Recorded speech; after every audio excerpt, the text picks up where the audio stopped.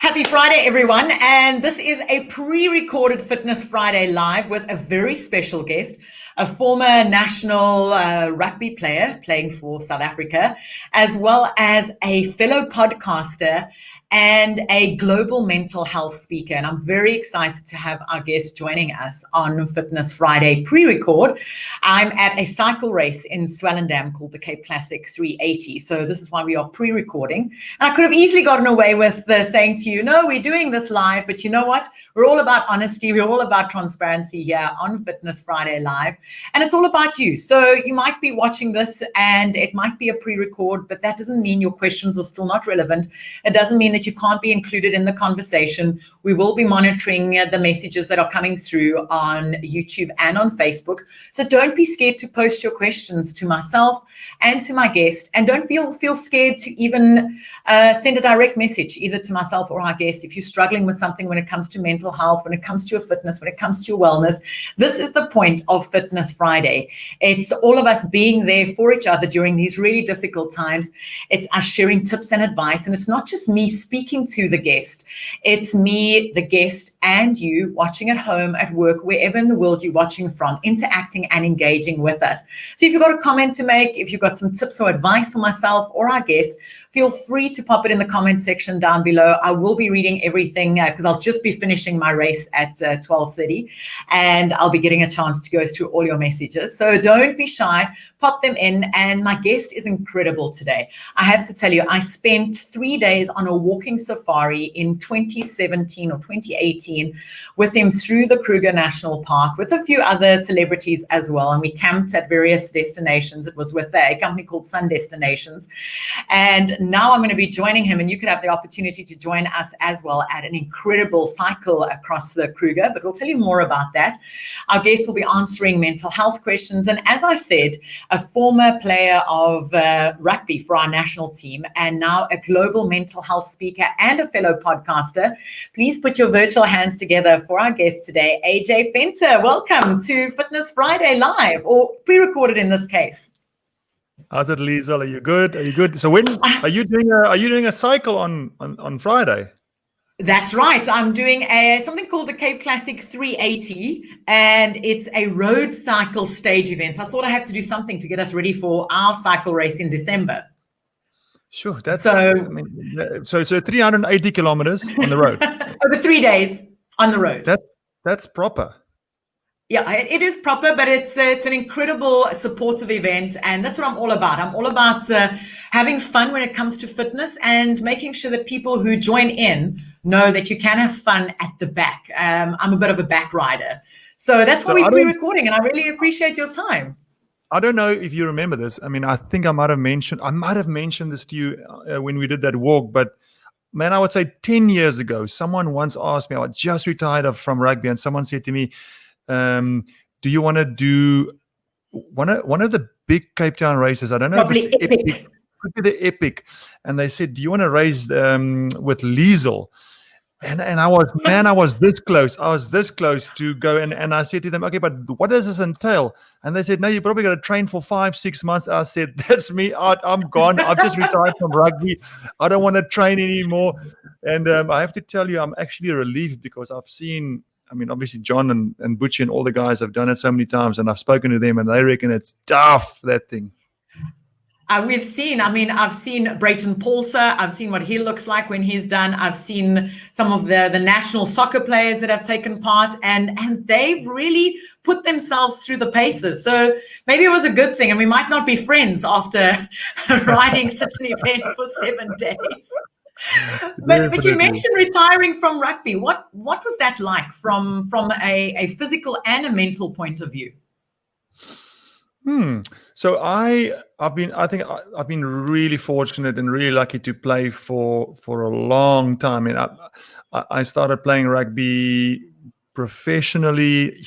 What is professionally? We didn't get paid a lot of money in the beginning, but I really only started playing Springbok at 27. I probably started playing Currie Cup and that at 23. And under 21s before. But I only stopped playing when I was 36, 35 and a half, 36. And so that's a long career. I was very fortunate to have played that long. The other day I was counting with a friend of mine, and I got to 13 operations that I had through my career. So some of them are like smaller operations, just like a little cut over there, and then there's others obviously big, like knee reconstructions. But I can safely say that I've really got only a little bit of a neck thing, not even that big. Just every now and then I can feel it. Other than that, man, touch wood, I'm physically, I think, very lucky. I think there are a lot of guys that, walk away from rugby with a lot of big injuries. I mean, it is a tough sport, right? And yeah, it's a challenging step for any sportsman, any professional sportsman. I can't speak for the guys, in the big sports that earn millions and millions and millions, but it's a big step for a guy in my position where I played, where you make money, but you don't make enough money to sustain yourself forever, right? Yeah. So you got to work, and there's transformation, or what's the word? The step over from rugby into business that takes a while. It takes easily 2 to 4 years, depending who you are, what your knowledge of business, etc., etc. So that was challenging. I'm so happy I'm through that. I'm through that difficult part. So to the guys that are still going there, they must just hang in there. But yeah, man, I'm really happy with my past, with my sport, and I'm really happy that I'm at this stage now where I've got this other side of sport, this business side that I want to conquer. So this is my new challenge now. I felt like I've done really well on sport. Now I want to conquer business in whichever way I can, and this is my new challenge. So I feel young again in this new game. And how easy is it getting into the entrepreneurial and the business space coming from the rugby world? Does everyone just want to talk about rugby? They want to mention games that you played in, or do people actually start to respect you when it comes to business decisions and the business side of things? That's right there. That's the point. It's about trust. So in the beginning, you walk in, people are happy to just set up meetings with you because you've just played 2 years ago, a year ago. They still want to talk about the stories, but that lasts for a few minutes, 5-10 minutes. Then you're talking to this guy about his life, his business, his money. I worked for the bank in the beginning. For the first few years, and we were trying to get people to invest with us, and that first 5-10 minutes, it's great to talk about rugby, but then you've got to earn their trust, because he's going to give you $1 million or $2 million to invest.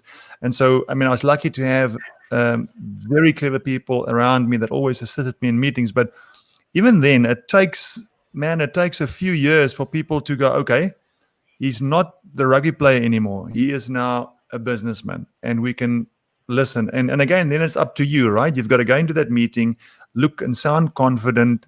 And you can only do that when you know what you're talking about. And in order to know what you're talking about, you need experience. So that takes time. So you can't just leap that first 2 years there. Experience has to come with time. Yeah, so it's an interesting space. It's such an interesting space because so many people jump from leaving school and they want to be 10, 15 steps ahead when it comes to business, and don't realize the importance of growing and doing all the hard graft and starting from the bottom of the ladder. For people who are looking at being a professional sportsman, what advice do you have for youngsters? We've got matric exams that started this week, people that are looking to follow in your footsteps. Any advice? Absolutely, man. You just touched on it there. So I'm actually, I'm involved in a few things. I work for iTech group, like an IT group. Secondary to that, I've got a small thing that I do for fun, not for fun, for love. I talk to school kids about these things, exactly these things. And when you say now kids just want to jump and leap that bit, there's this story, man, and I've got it in my talk. It's so beautiful, about the Chinese bamboo tree. Have you ever heard the Chinese bamboo tree story? No, tell us. So basically it goes like this. The farmer, this is a real thing. A farmer in China, they plant these Chinese bamboo trees. It takes them, they plant it, and for a year, they've got to fertilize, they've got to water these plants. And at the end of year one, there's nothing. In year 2, they've got to do the same. Water, fertilize, look after it. In the winter, cover it. At the end of the year 2, there's nothing. Same in year 3. End of year 3, nothing. 4, the same. At the end of year 5, within 2 months, the Chinese bamboo tree grows to 14, 15 feet.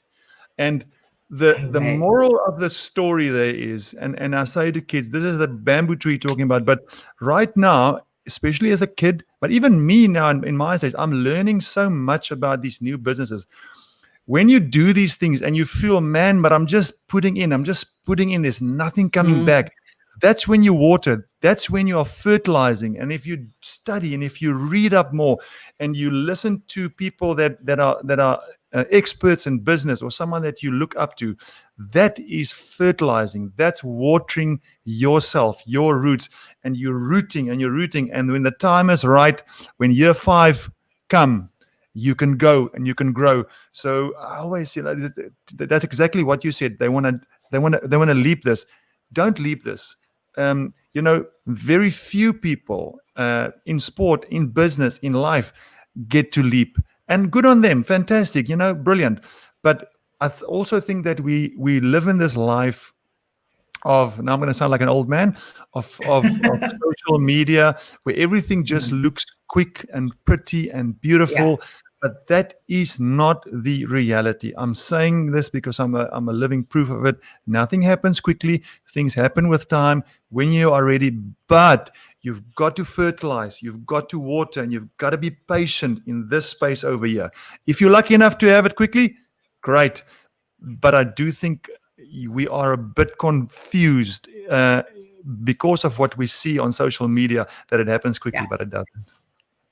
And that's relevant, as you said, to anything, to sports, and not even just to professional sport people. I mean, I look at the back runners like myself. I'm a terrible runner, and I keep putting pressure on myself to be quick and get it instantly. And it doesn't work like that. And I find in weekend warriors, we put so much pressure on ourselves to be really great sports people or weekend warrior people, try and keep up with the front of the pack. And it's not necessary. You're going to have fun at the back, and it's going to take time. You're not going to be an instant good runner. You're going to have to go and do the park run or start somewhere when it comes to swimming or cycling. So that's really relevant advice. Yeah, absolutely. And it's I always say it's great having a goal, right? So we want to have a goal of playing for the Springboks. We want to have a goal of becoming, the best in your work or whatever. That's great. I want to have a big house. I want to have, the fancy car, whatever your dream is. It's fine. It's fine to have that thing over there. But I've in my life have done this. I've had these goals and these, what can I say, grandiose goals and ideas, and that's great. But I've missed a lot here. Okay. This step by step to get there, this is the only time that we've got control over. This moment right now, every step on my way to that thing is the only thing I can really enjoy. The idea of thinking of it is not, it's enjoyable, but it's not mine. It's not there. And this is something I've learned in my life lately now, to really, okay, great, have your goals. Silly goals, stupid, grandiose, fantastic. Have those goals. Whatever you can make up in your mind, right? That's great. But now bring it back, and the morning wake up, the coffee. Don't rush to work. Don't rush to the. Enjoy your coffee. Really taste it. I'm sounding really airy-fairy here, but this is the only moment right here that we actually can enjoy. And for me, it's been such an eye-opener to go, okay, I'm not just going to rush every day at 120 kilometers an hour. I'm actually going to take most of the day and enjoy this moment right here on the way to that thing. Yeah. That's such incredible advice, because we do rush through our days. Some days we don't even remember what we had for breakfast or even that cup of coffee, or did we have that coffee? So it's really relevant advice, and something that people don't even put into practice. This might be Fitness Friday, but Fitness Friday encompasses mental health, wellness, and daily well-being. So something as vital as just remembering your coffee and taking that moment just to breathe is really important. One other thing. So I've got a beautiful, powerful supporting girlfriend. She's the best in the world, and she's a dietitian, very fit, eats well, but loves a good time. We love drinking our wine. We do both sides, so we're not just strict like this. But she introduced me to something that, and again, people might listen to this now and again and think this oak's cooked. He's airy fairy, but so no, you are yourself. Don't diss yourself yet. So every now and then, at least once or twice a week on a weekend, when we have we love spending time in the kitchen, with a glass of wine, cooking up stuff, trying new stuff, and then when we sit down, sometimes we'll go, okay, now we do. I forgot. It's not conscious eating, but something like she got a word for it, and she literally taught me to go, okay. We see food, we smell it, we see it, and like, I'm a big guy. I'm eating to get full. Now we're gonna go. What is the texture? What is the taste? What is the smell? What does it feel like on your mouth? Close your eyes. Man, I'm telling you, this is the best thing that happened to me. For the first time, I'm 47. For the first time in my life, I really enjoy food, because in my mind, I dissect the taste, the textures, everything. And for people that listen to this, one day try it, even just with a grape, because grapes, you just put in your mouth, you swallow it, right? You can really focus on the taste, the smells, even the texture. All of a sudden, things change in your mind, and I really enjoyed learning that. It's so cool. That's so clever, and it's also vital when it comes to your nutrition. So you're not actually just forcing yourself to eat something or shoveling food down. You're actually taking the time to savor, chew properly, digest properly. So very, very, very important tip you're sharing. So definitely not airy-fairy, a vital tip that you share. You've got a podcast as well, and please tell us more. Life with AJ. Yes, Life with AJ Fenter, man. A few years ago, I went through a little bit of a challenging time, kind of from now to in the middle of my retiring from rugby. The challenges were challenges that many people face in life. I have been divorced twice. I've had another bad relationship. I've lost a lot of money in business deals, 2 or 3 business deals. So there were 1 or 2 other things, and these things really just started putting a bit of pressure on me. Now, what I'm telling you now happens to probably 80% of the people right now, especially after COVID, right? There's a financial pressure. People are splitting up because they have to live together So these things I'm telling you are nothing special. No, I'm not special. This has just happened to me. And it basically made me doubt myself. It made me doubt myself in business. It made me doubt myself in this life after rugby. And it really put me into a bad place, man. I had like a nervous breakdown over a few weeks where I didn't know what was going on. This is a very long story, but basically, I am not someone that likes to use any medicine. I try to stay clear from medicine. Even if I get pissed at night, I don't like to have a headache tablet the next morning. I want to fight the pain. And I just had an opportunity to go on meds, which I did for 2 days. And I just realized all of a sudden, man, I don't need these things. The problem is not external. The problem is here. And luckily, through a friend of mine, he started helping me a little bit, just guiding me a little bit in my thought process. And man, I came out of that thing so much more enriched. I've learned so much more about me, about my mind, about stress, anxiety, and everyone for that matter. Almost everyone goes through it. People just don't talk about it because it's something that people don't want to talk about it. And especially men don't talk about it.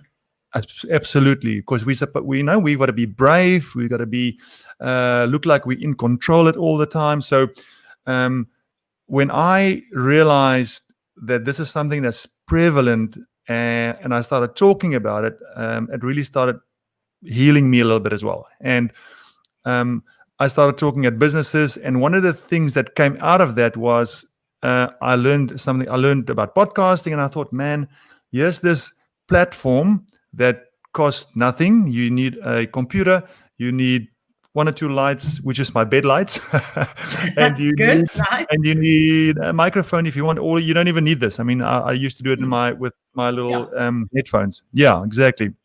And it really started from there. And I thought, I will try and interview people that have got interesting, uplifting stories, and really that's it. It is just time consuming because this is not my job. This is fun. Me just using this platform that I have. I really want to do it more, and hopefully one day as business settles a little bit, I would get an opportunity to do it a little bit more. But it's fun, man. It's fun talking to people. It's fun talking to you like this because it's like you said before, and then it's like you and I talking. Having a cup of coffee. I mean, it's as easy as that. And there's no stress of any other people. Now when you post it, hopefully millions watch it, but it's only you and I now. Absolutely. Now it's just you and I. But now people can join us on a cycle race and hear more about your journey at an event called Roots. The Endangered Wildlife Trust is doing a cycle through the Kruger, and you and I, plus 4 others, are going to be there. Do you want to share some of the details with us?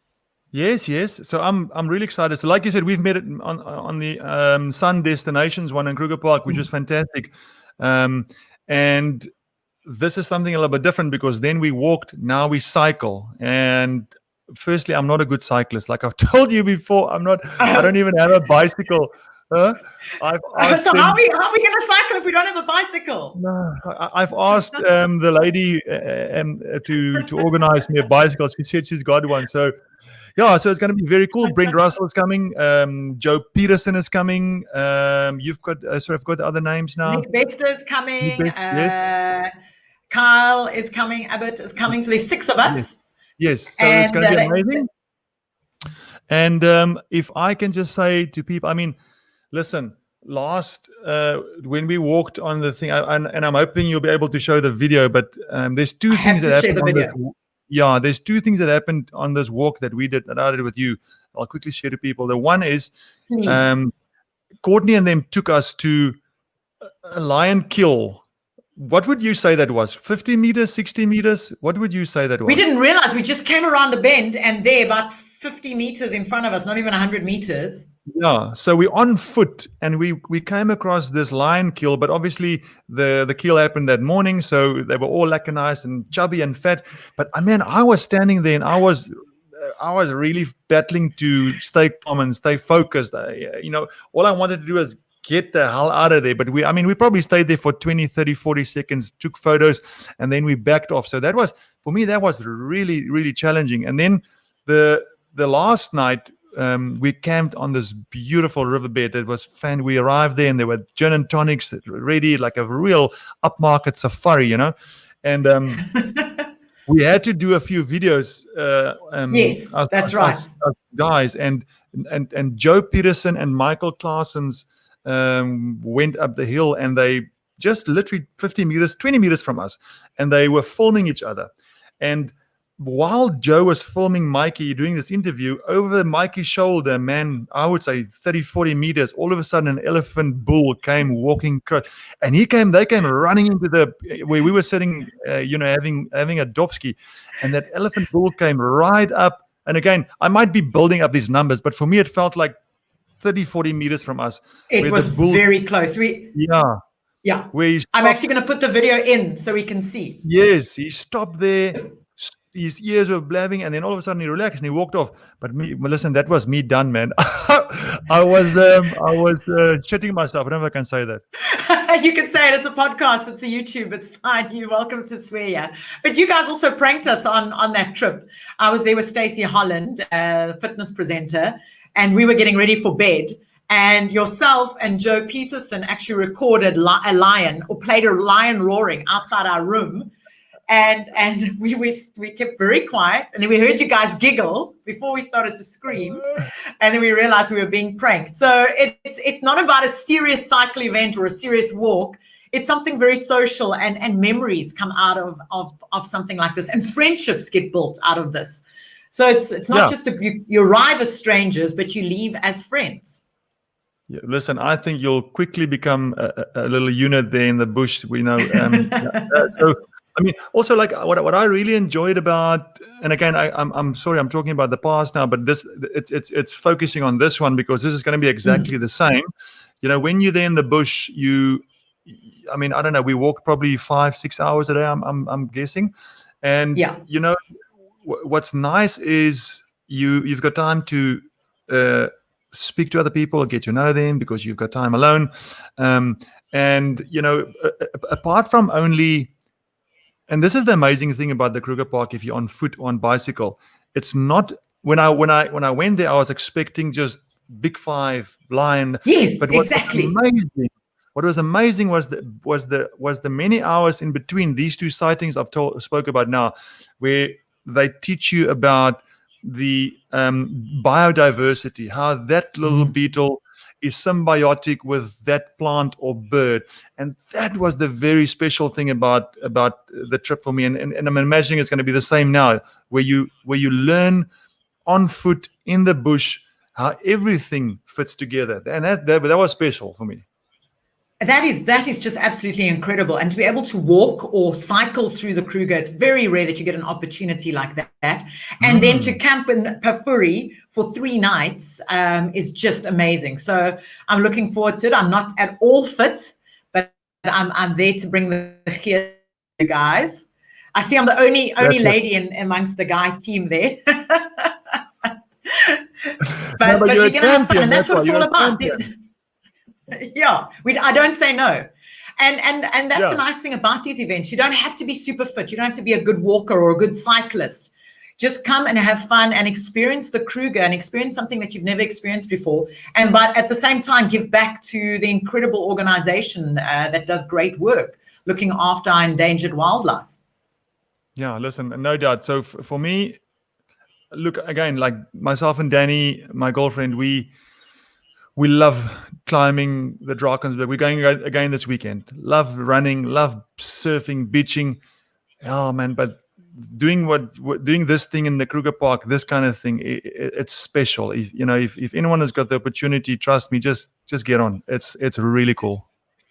I mean, just hearing our stories from us 2 years ago being in the Kruger and silly little pranks like lions recording, or even seeing an elephant walk through our camp, or hearing the hyenas right next to the water. Those are memories that you can't get anywhere else. I mean, you can stay and experience it, but it's the walk, it's the cycle, it's the morning getting up and seeing the Kruger. It's different from when you're in a vehicle. It's nothing like you've seen before.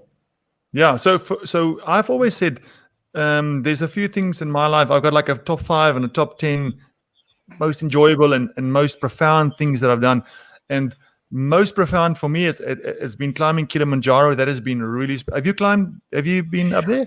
So I haven't told anyone yet. So you're the first to know. Now everyone else is. My fiance, Big Mike, won a trip to go to Kili and invited me to come with. So we're going next year. So I need to get fit for that. So you're going to have to come back onto my podcast and share some tips with us. No, that's amazing. I'm so happy. That's amazing. You're gonna love that. And it's not about. So by the way, it's not about fitness. Okay, you. In terms of fitness, I can tell you right now, you are fit enough. You don't even have to do anything. Here's the challenge with Kili. The challenge with Kili is oxygen levels. So a lot of people, when you reach, I want to say, is it 5,000 feet or feet? 5,000 feet, I think, Kilimanjaro. No, 5,000 meters. I think you're right, meters. Yeah. So when you reach that outer ring, then certain people, they don't know why, just do not cope with the lack of oxygen. For example, I mean, it was myself, Stefan de Blanche, Percy Montgomery, and Warren Brosnian. As rugby players, they were cricket players as well. And between us, I was still smoking at the time. Percy wasn't that fit. Stefan and Warren just finished, I think, the Joburg to sea or something like that, like some massive race that they were super fit. And right at the top, Stefan and Warren really struggled to the extent that kind of between Percy and I, we had to help them a little bit, not big time, but they were, you kind of lose consciousness a little bit, or not consciousness, but you lose track with the reality. And so that's an interesting thing. They were so fit, but their bodies just didn't cope with the lack of oxygen.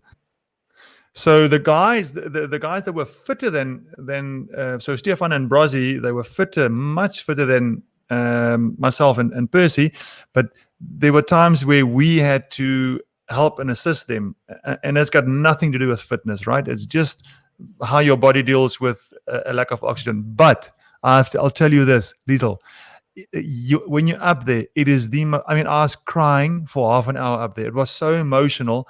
All of us, just man, because I think it's 5 or 6 days up and then 2 days down, and getting up there, the first 4 or 5 days isn't that tough, but that last day up, and then when you go down, trust me, that's the toughest. I lost all my nails running because we actually started running. We were just stupid.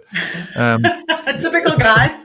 Yeah. All of the competition, all of a sudden. Yeah. So anyway, I'm going off my trend here. So that was the best experience I've ever had, and then the Kruger Park experience for me, second best. So you've just given a reason why people should be there to cycle with us, not just to meet us all, but also just for those wonderful memories. So just before we go, any advice for anyone struggling from a mental health point of view? Any tips or any advice before we go? Yeah. So look, it's a very broad subject, obviously, and like I said, I do talks about it. But what I can say in a few minutes is there are, of course, many different variants of mental health. I mean, hundreds and thousands of different different things. A lot of the things are very small. A lot of the stuff are like in the middle here, and this is where everyone, when I say most people play here, stresses of life. Okay, life is not easy. Life is not fair. So a lot of things happen to a lot of people, right? And there's nothing wrong with you. And then obviously there is the extreme right where people have got problems, okay? And so some people have to go on meds and they have to control what's wrong. So whatever and that's the okay. It's okay. That's okay. So I always want to start. This is fine. This is fine, and this is fine. If you find yourself in the middle here, I'm a big believer, and remember, I'm saying this because it's from my standpoint. This is where I was sitting. You don't necessarily need to just run to the doctor here and grab anything that they tell you. Most of the time, the problem can be solved with my mind, with your mind, because at the end of the day, if there's nothing chemically or bad with you or wrong with you that you need the doctor, need the medicine, if you're here, you can control your life. You can control the negative thoughts. You can control your environment. You can control with who you spend most time with. You can control with what you take in with TV and social media, which is the biggest thing here. Often I see people, and I've done it myself when I worked for the bank, I switch the TV on in the morning and I switch it off at night because I just want to see what the news is going to be for the rand dollar. Yes, but what happens is I get that 90% of the rubbish that's on TV bombarded at my mind. So subconsciously, I'm absorbing all the negative stuff, right? Now, I've got control over that. Not you, not anyone else. I have control over how much input data I take in from news, TV, social media. I mean, social media is not going to leave us. It's here forever. It'll just get more and more and more.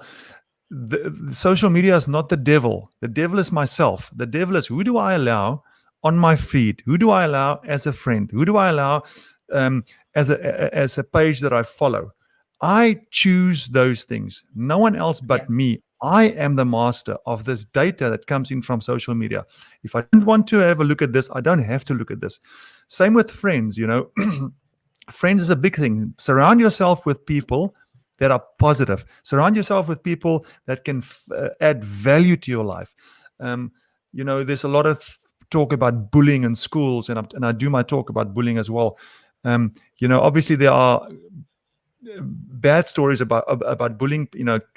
Some kids are bigger, they're stronger, and they bully. Yes, but a lot of the kids right now, and not only kids but grown-ups as well, almost allow ourselves to be bullied when we start talking about online bullying, social media bullying. Yeah, I don't have to be in a WhatsApp group with people that bully me. I don't have to be in I don't have to follow or let someone bully me online in the comment section. I don't have to, because I don't have to be there. We have got control over most of our lives. The problem is we don't realize it. And I realized that a little bit later in my life, where I realized I've got control over every little thing that happens to me. The rest, people can't control me. I hope that's a good message. That's such good advice. Absolutely such good advice, because you can often find yourself with your phone scrolling for an hour through people's social media, comparing yourself to other people that are in different situations. But that instant look, they look like they're on the beach having fun. Their lives look amazing. Why is my life not that amazing? And we've got control. Switch it off. Allow yourself, and my business coach actually taught me this, allow yourself 15 minutes of social media time a day if you need to, for business, if it's relevant, or switch it off completely and focus on your business and making money, and on your health and your mental health as well. Don't allow yourself to be consumed. So yes, really valid, and it's a great, thank you. Thank you. No problem at all. So AJ, I look forward to seeing you at the Kruger. If anyone wants to find out more on our ride, I will post the details down below. If anyone wants to reach out to you, perhaps book you to come and speak at their businesses, or any schools that need you to do some virtual talks to them, how can people reach you? So this is weird. I'm actually going live. This is me now. I want to do this little talk thing, but just on the side after hours. And I said to myself, I'm not even going to spend money. I'm going to build a website myself. So I'm building the website myself. It's quite an interesting learning. Yeah, it's a learning curve. At 47, I'm getting to build a website, so which is pretty cool. Now I've got to think carefully. www.lifewithaj.co.za. I think I will confirm with you, and then we'll put it in the we'll pop it down below. Yes, easy. Yes, you're learning. That's the nice thing. Yeah, and I'm on all social media platforms at Life with AJ Venter with most of them. Fantastic. I know you're heading off to go and climb the Drakensberg this weekend, so please be safe, have fun. We look forward to seeing pictures on your social media platforms. Allow yourself that 15 minutes to post for us so we can see. I will, Liezel. Thank you. Thank you for having me on. I really appreciate it. I'm looking forward to see you. We're going to have a jaw. We are going to have a jaw at the Kruger. Thanks so much, AJ. Thanks for joining us. So that was AJ Venter just chatting about a cycling event happening in the Kruger in December. The details are down below. And then reach out to him. AJ is just so inspirational, talking about mental health, sharing advice and tips on how he overcame some mental challenges. And also that incredible advice about allowing your mind not to consume everything. You're in control of what you consume in terms of TV, in terms of social media. And it's just a great tip. If I can leave you with anything this weekend, follow that bit of advice from AJ. I'll catch you again next Friday at noon for another Fitness Friday Live. Have